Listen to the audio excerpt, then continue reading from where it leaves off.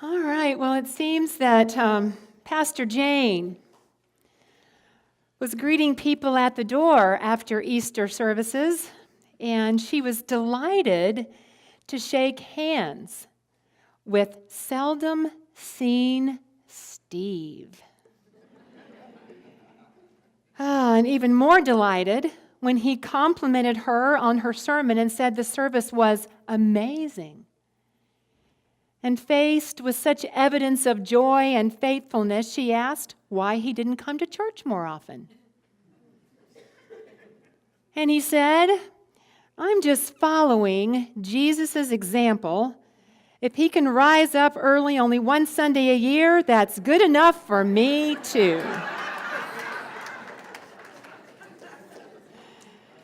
As I said last service, don't get any ideas. Keep coming back. We love seeing you. Oh, so happy Easter. And today is the day that Christians all over the world are celebrating the biblical account of Jesus after being in the tomb for 3 days, after being crucified on Good Friday, rising again. And so today, what we're going to talk about is a unity perspective on Easter. Last Sunday, obviously, was Palm Sunday, and we talked about how that was a great example. Jesus was a great example on Palm Sunday of saying yes to his spiritual journey. Really, that's what it's all about, isn't it? Saying yes to our spiritual journey. Because as he came into Jerusalem, humbly on the donkey, what he knew that he was doing was saying goodbye to his 3-year ministry and really to his impending death.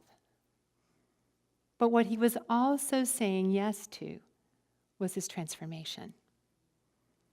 And so those of you that were here on Good Friday, there were several of us here, that released and let go. We looked at the metaphysical, and what we talk about in unity is the metaphysical interpretation of things.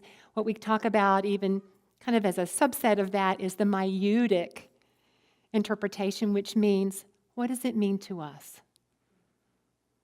What does Easter, what does Good Friday, what does Palm Sunday, what does anything in the Bible mean to us? How can we translate it into right now? So we looked at what the crucifixion means metaphysically, and that means just to cross out error thinking that have been fixed in our consciousness.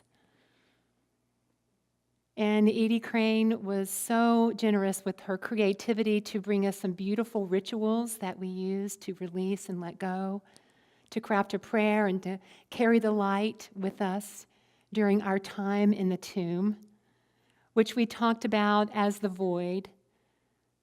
That void time, when you end something and you're getting ready to start something, there's like this womb period in between, isn't there? Where sometimes we just have to reflect and we have to integrate. It's a very fertile, sacred time of possibility in between when we end something and when we begin something. And so we sent people out on Good Friday in that kind of tomb experience where they let go and they created this beautiful opening.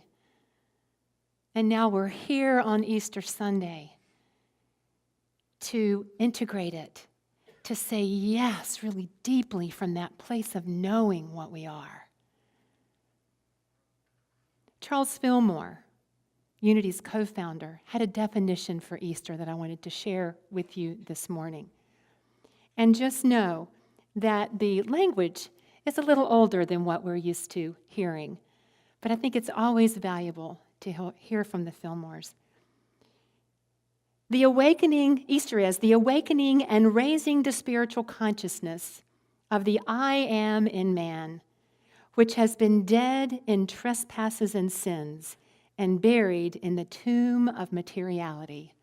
Now that's some old language, isn't it? Okay, let's break that down because I think it's valuable.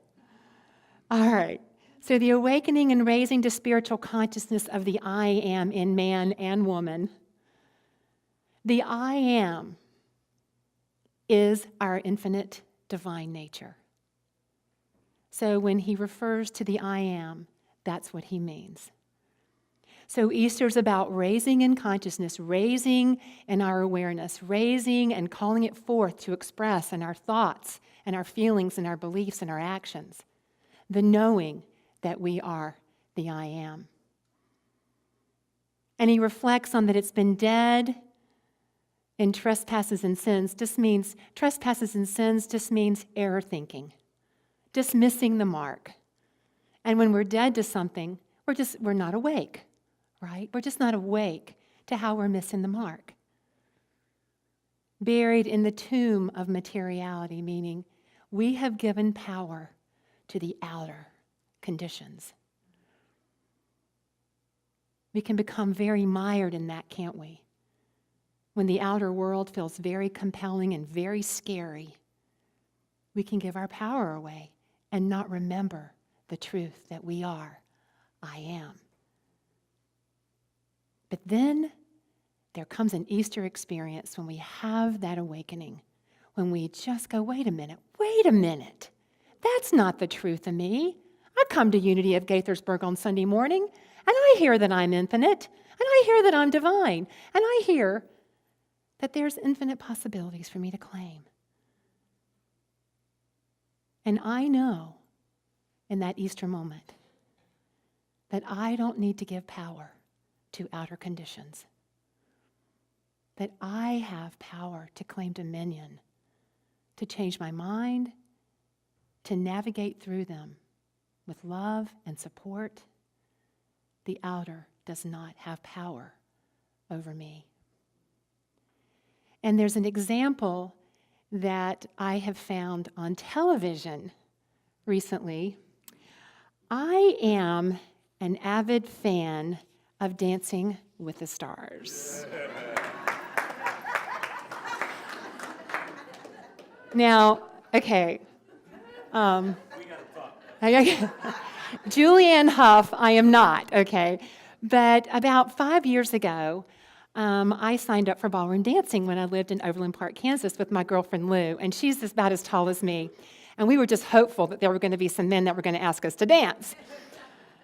Sorry, guys, that were maybe a little taller than 5'5", but no offense. But it was just such a wonderful experience because I danced when I was a little girl. I did tap, ballet, and jazz, and I just love ballroom dancing. We were talking about it on the break in between services about how the waltz is like, you feel like a princess, but it's just wonderful to be able to move my body in that way, and to have that connection with my dance partner. So whenever Dancing with the Stars comes on, I am glued to the set. And if you're watching, there's a particular dancer that I'd like to bring attention to that I think embodies Easter. His name is Noah Galloway. He's a native of Birmingham, Alabama. Sergeant Noah Galloway was assigned to the 1st of the 502nd Infantry of the 101st Airborne Division out of Fort Campbell, Kentucky, during Operation Iraqi Freedom. Just 3 months in his second tour of duty, Galloway lost his left arm above the elbow and left leg above the knee in a bomb attack. He was unconscious for 5 days.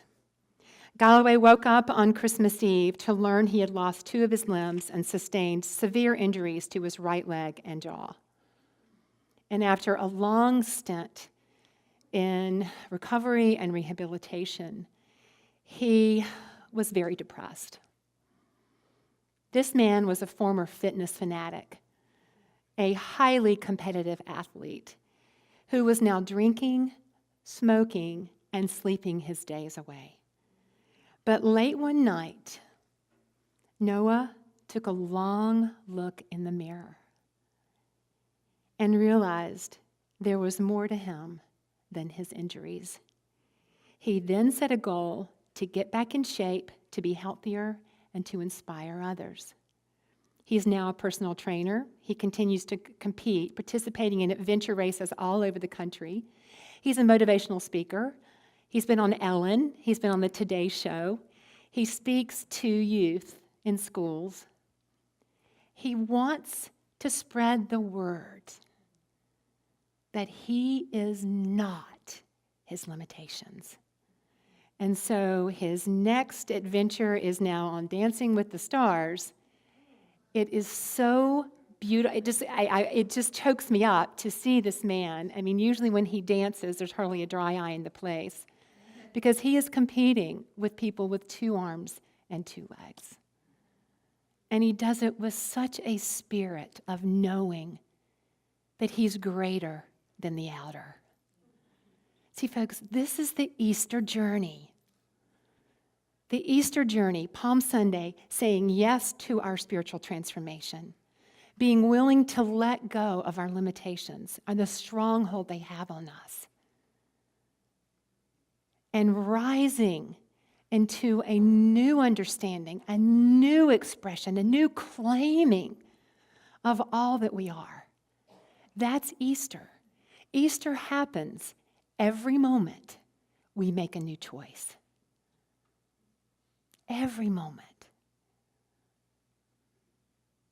Last Sunday, I left you with a question to explore that said, where am I being called to be what I've never been before and do what I've never done before? Called meaning, what's showing up in my life that's calling me to rise up into a new way of expressing, new actions. Because what that calls us up to do is to die to the old. You know, the Apostle Paul said, I die daily.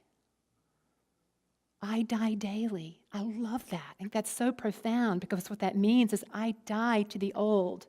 Any moment and any day that I say no to the past and yes to a new possibility. No to my limitations. No to those gremlins that we've talked about in Daring Greatly that are not the truth of what we are. And so I want you to know that I took this question into my heart this week as well. And I came up with some answers for myself that I wanted to share with you that I just invite you to join me in. So, what are we called to be?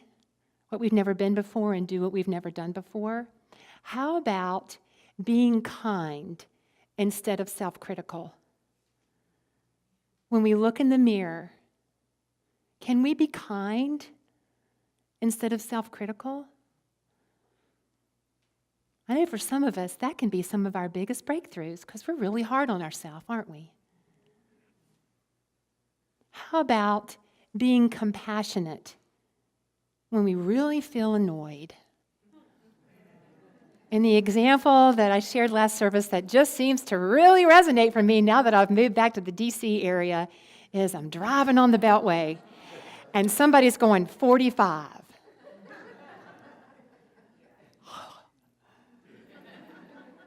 But you know, I took that in my heart and I thought, I don't know what's going on with that person.